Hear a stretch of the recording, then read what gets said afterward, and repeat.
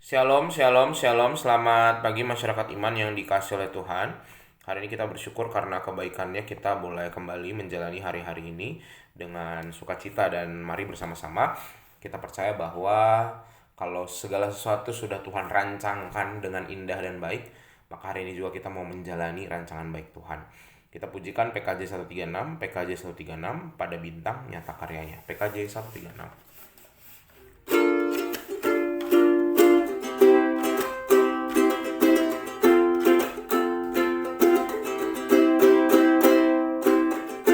Pada bintang nyata karyanya, lewat angin agung sabdanya, darat laut di bawah kuasanya, apa maknanya? Aku merayakan Natalnya yang tercantum di sejarahnya. Ia membebaskan umatnya, apa maknanya? Saat aku bertemu dia, ku rasakan agung rahmatnya. Ku sadari dia Tuhan yang mempedulikanku, yang tak menjauhkan diri. Bersamaku dan menjaga tiap langkahku. Dia kawan baik bagiku, ya segalanya. Mari kita berdoa. Tuhan, kami percaya bahwa segala sesuatu yang sudah digariskan oleh Tuhan bagi kami percaya bahwa pertolongan Tuhan yang juga akan menolong kami untuk boleh mewujudkan semua rancangan baik Tuhan. Tuhan, sebelum kami menjalani hari ini, kami membaca firman-Mu, mampukan kami untuk mengerti terlebih memahami.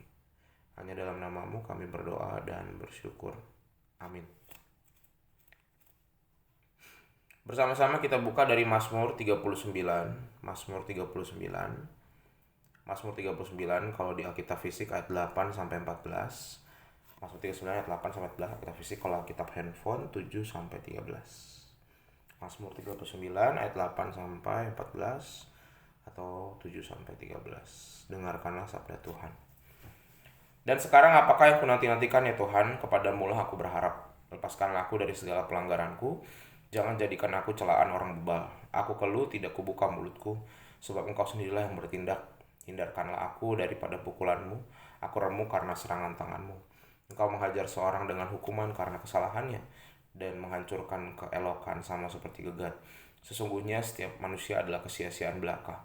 Dengarkanlah doaku ya Tuhan, dan berilah telinga kepada teriakku minta tolong. Janganlah berdiam diri melihat air mataku, sebab aku menumpang padamu. Aku pendatang seperti semua nenek moyangku. Alihkanlah pandanganmu daripadaku, supaya aku bersuka cita sebelum aku pergi dan tidak ada lagi.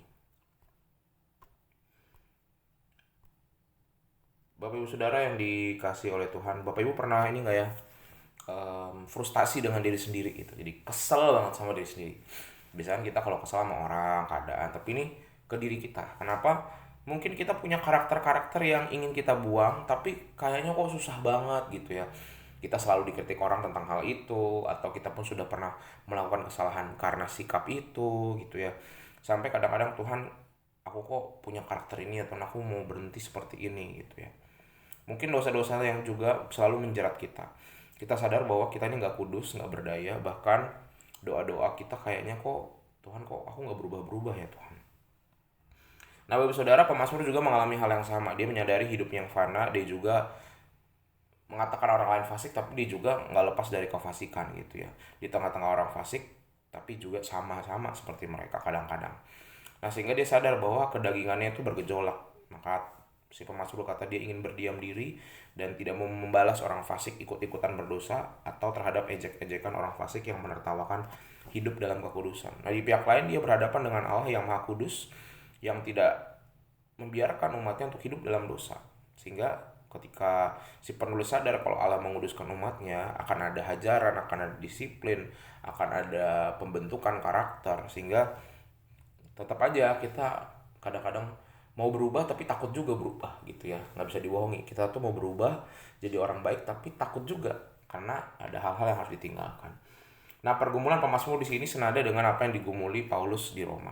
Tubuh sudah menjadi milik Kristus tetapi masih dipengaruhi oleh kedagingan, suatu paradoks yang bisa dibilang menyakitkan ya. Paulus juga mengalami hal yang sama Bapak Ibu, bukan cuma Raja Daud gitu ya. Rasa munafik di hadapan manusia kita bisa menyembunyikan dengan topeng-topeng, tapi di hadapan Allah semua kita telanjang dan terbuka padanya. Sehingga kita harus menjadi orang-orang yang menyadari bahwa kita butuh Tuhan untuk melepaskan, dan tentunya butuh keseriusan dari diri kita juga. Iman pemazmur ditujukan kepada Tuhan, dia belajar berserah kepada Tuhan.